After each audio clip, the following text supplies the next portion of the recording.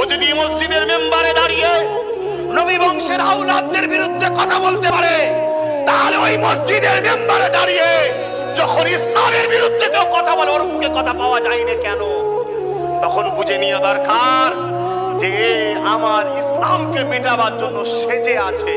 মাফ করবেন, সবাই নয়, কিন্তু দুঃখের সাথে বলছি 100টা যদি রাখা হয় 90টা আজকের দিনে নিজের ঈমান আমল বরবাদ করে দিয়েছে। সামান্য কিছু পয়সার জন্য তারা নিজেদের ঘরে বিক্রি করে দিয়েছে।